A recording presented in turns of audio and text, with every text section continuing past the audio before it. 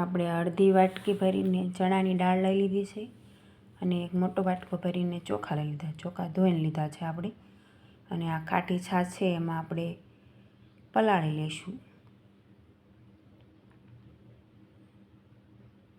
આખી રાત આપણે એને રહેવા દઈશું પલાળીને. અને એમાં 1 ચમચી આપણે હળદર નાખી દઈશું.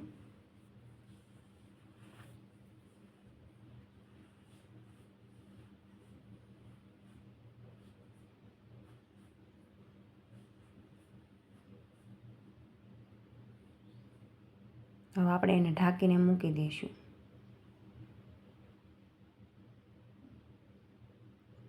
જો સરસ પલળી ગયું છે. હવે મિક્સર જારમાં આપણે લઈ લઈશું. આવી રીતે ખાનું હોય તેમાં આપણે નાખી દેવાનું એમ.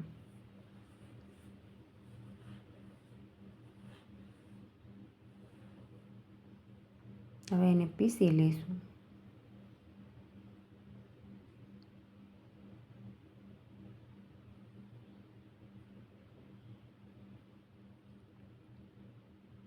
બહુ ઝીણું પણ નહીં દળવાનું અને બહુ જાડું પણ નહીં, મીડિયમ રાખવાનું.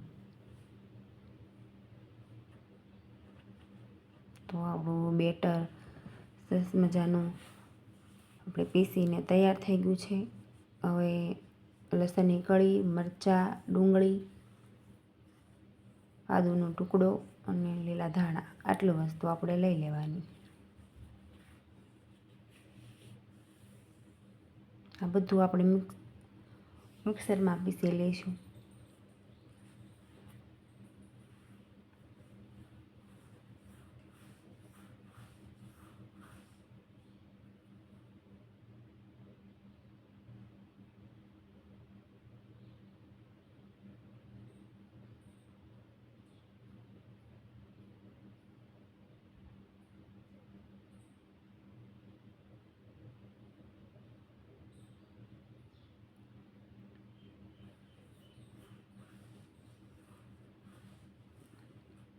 એક ડુંગળી આપણે લેવાની, તે આમાં સુધારીને નાખી દેવાની.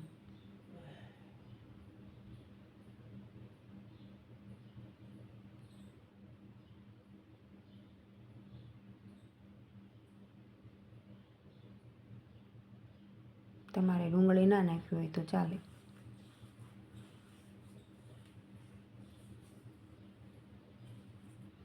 જો આપણે આદુ, મરચાં, લસણની પેસ્ટ બનાવી તે આમાં નાખી દઈશું.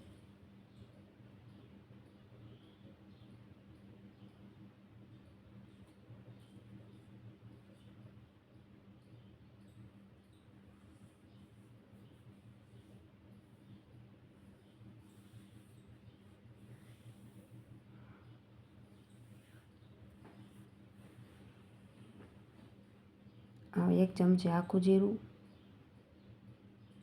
અડધી ચમચી ધાણા જીરું, સ્વાદ અનુસાર મીઠું,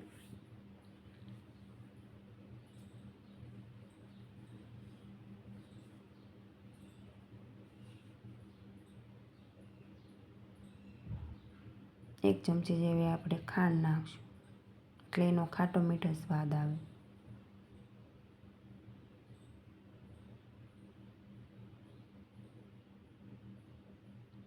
એક પાવડું જેવું તેલ આપણે લઈશું.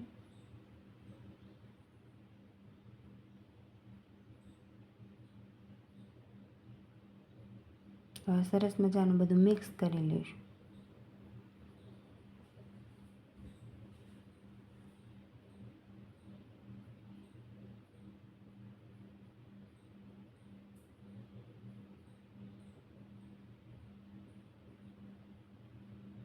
અડધી ચમચી જેવા આપણે ખાવાના સોડા લઈ લઈશું.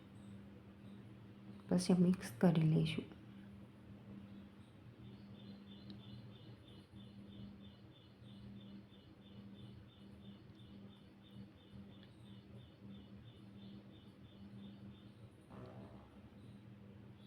આવી રીતે ગરમ કરવા મૂકી દેવાનું ઢોકળિયાની ડીશ. આવી રીતે એમાં આપણે બેટર નાખી દેવાનું તેલ લગાડીને.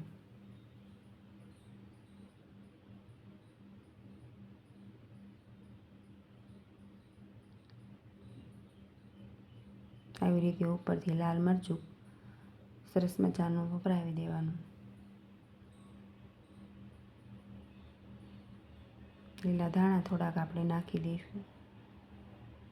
ઢાંકીને રહેવા દઈશું 10 થી 15 મિનિટ.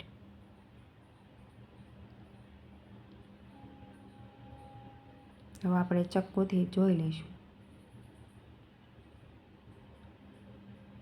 જો સરસ ચડી ગયા છે. તો હવે એને નીચે ઉતારી લઈશું. બીજી ડીશ આપણે મૂકી દીધી. તો આપણા ઢોકળા સરસ જો થઈ ગયા છે. ઉપરથી તેલ આવી રીતે લગાવી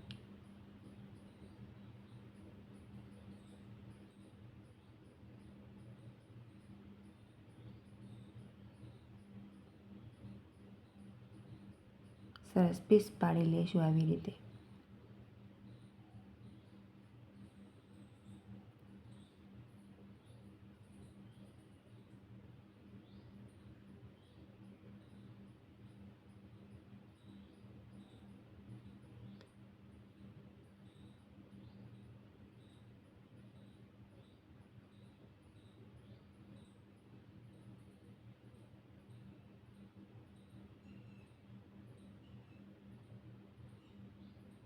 તો આપણો આ સવારનો નાસ્તો તૈયાર થઈ ગયો છે.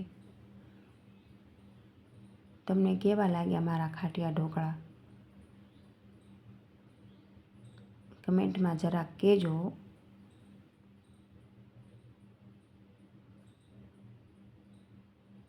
સાથે ગળી ચટણી અને તીખી ચટણી. તમે લસણની ચટણી લઈ શકો છો. તેલ બધું એની સાથે સારું લાગે એમ. તો આપણો નાસ્તો તૈયાર છે.